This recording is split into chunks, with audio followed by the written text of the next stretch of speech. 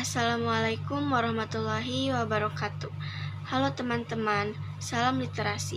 Perkenalkan, nama saya Kayla Zahara dari kelas 10-6. Dan pada kesempatan kali ini, saya akan mereview salah satu buku bacaan yang telah saya baca, yang berjudul Saduran Balada Putri Hijau. Buku Saduran Balada Putri Hijau merupakan salah satu karya dari Galuh Kania Anindita yang diterbitkan oleh Perpusnas Press pada tahun 2023. Ketika membaca buku ini, kita seolah-olah diajak kembali untuk menyelami permata kisah klasik Nusantara. Buku dengan 76 halaman ini termasuk buku fiksi berjenis cerita rakyat, namun berbeda dari cerita rakyat biasa, karena buku ini merupakan saduran dari Hikayat Putri Hijau, sebuah balada legendaris Aceh yang mengambil latar di dua kerajaan megah, yaitu Aceh Darussalam dan Deli. Saya memilih buku ini karena sampulnya berhasil menarik perhatian saya. Nuansa kerajaan yang terpancar kuat dari ilustrasi Putri Hijau yang anggun dengan ornamen tradisional yang khas berpadu dengan nuansa hijau. Dengan keemasan, seketika membangkitkan ketertarikan saya pada kisah-kisah kerajaan. Ditambah lagi dengan keterangan saduran, membuat saya lebih penasaran bagaimana sih sebuah kisah lama yang sangat bermakna bisa dihidupkan kembali dalam sentuhan modern. Setelah saya membaca buku Saduran Balada Putri Hijau ini, saya menyadari bahwa buku ini memiliki urutan bab-bab yang sangat berurutan, sehingga mudah dipahami dan dimengerti.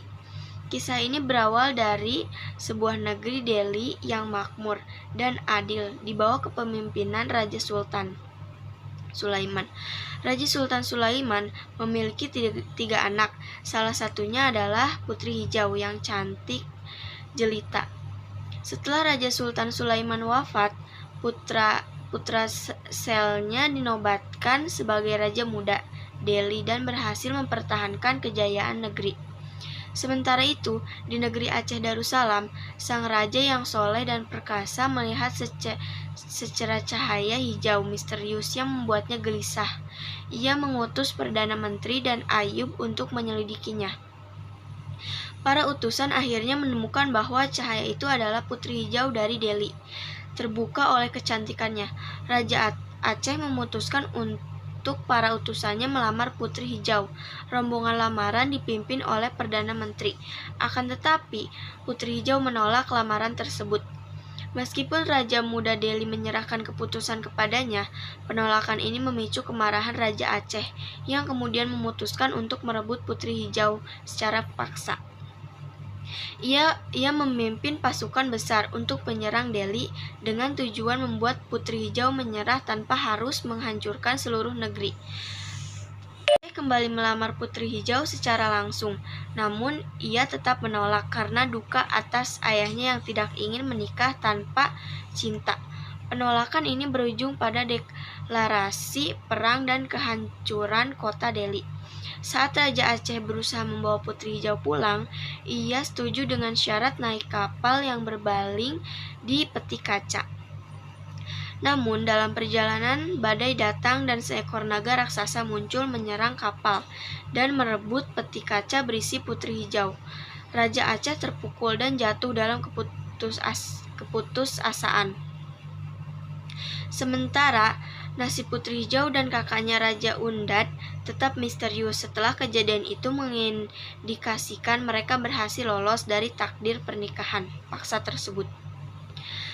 Kekuatan isi buku ini terletak pada penggambaran karakter yang latar belakang cerita yang memuaskan, dan yang terpenting adalah tema-tema seperti kekuasaan, cinta yang tidak terbalas, pengorbanan, keadilan, serta perang. Tema-tema ini memiliki relevansi yang kuat dengan kehidupan sehari-hari dan konteks sosial kita seperti pentingnya kebebasan individu dalam pernikahan.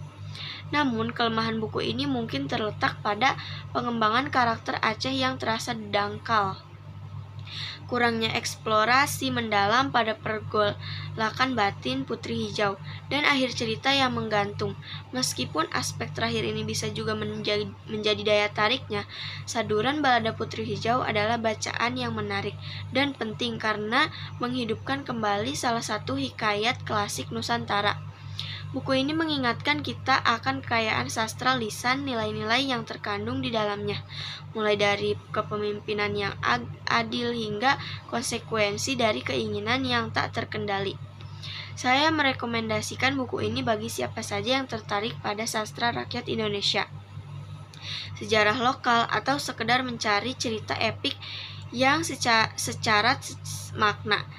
Kisah ini dapat menjadi pengingat bahwa keputusan yang didasari emosi dan obsesi membawa malapetaka, serta pentingnya mendengarkan suara hati dalam setiap pilihan hidup. Sekian resensi buku dari saya mengenai saduran Balada Putri Hijau. Terima kasih sudah menonton dan semoga bisa bermanfaat. Wassalamualaikum warahmatullahi wabarakatuh.